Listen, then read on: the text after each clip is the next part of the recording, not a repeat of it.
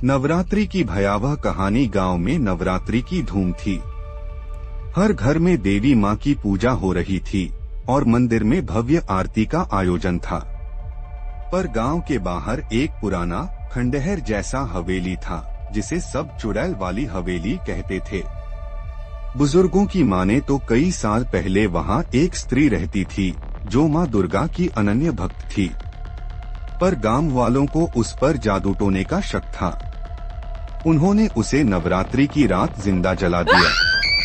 कहते हैं तब से उसकी आत्मा नवरात्रि की रातें हवेली में बिताती है, देवी के जागरण की धुन पर रोती और चिल्लाती है।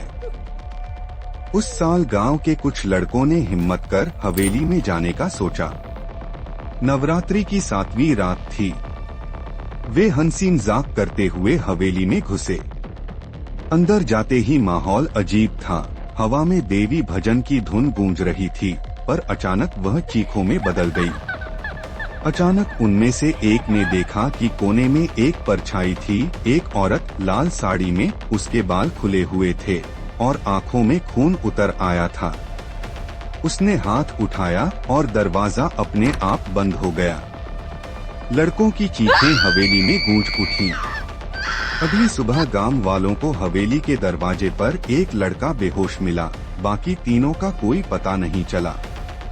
जब उसे होश आया तो उसने कहा वो आई थी, वो माँ के भजन पर रो रही थी और उसने हमें अपने पास बुला लिया। गांव वालों ने फिर कभी नवरात्रि की रात उस हवेली की ओर जाने की हिम्मत नहीं की।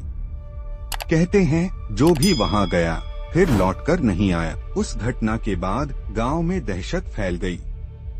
कोई भी हवेली के पास जाने की हिम्मत नहीं करता था, खासकर नवरात्रि की रात। लेकिन उस लड़के के माता पिता अपने बेटे के लापता दोस्तों को ढूंढने के लिए बेचैन थे। गांव के कुछ बुजुर्गों ने कहा कि इस रहस्य को सुलझाने का एक ही तरीका है, हवेली में जाकर सच्चाई का सामना करना।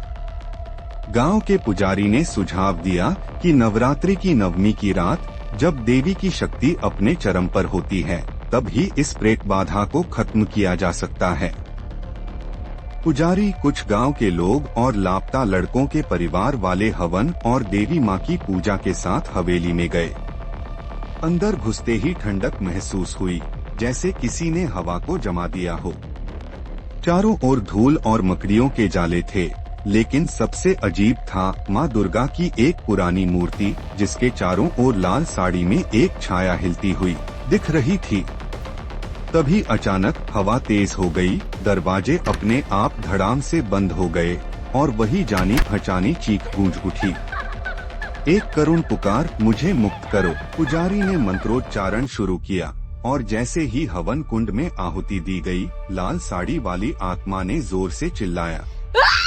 हवेली के कोनों से 4 परछाइयां निकली, 3 लड़के और एक औरत। तीनों लड़के मृतप्राय थे, आंखें खोखली और चेहरे पर भय की लकीरें।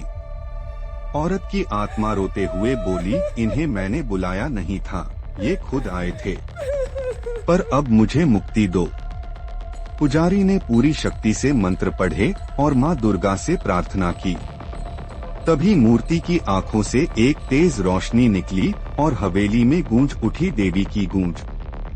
लाल साड़ी वाली आत्मा ने जोर से चीख मारी और धीरे धीरे राख में बदल गई। तीनों लड़कों के शरीर जमीन पर गिर गए, लेकिन उनमें कोई जान नहीं थी। गांव वालों ने दुख के साथ उनकी अंतिम क्रिया की और हवेली को पूरी तरह जला दिया, ताकि वहां कोई आत्मा फिर से घर न बना सके। उसके बाद गांव में नवरात्रि शांति से मनाई जाने लगी, लेकिन कोई भी उस जल चुकी हवेली की जमीन पर पैर रखने की हिम्मत नहीं करता।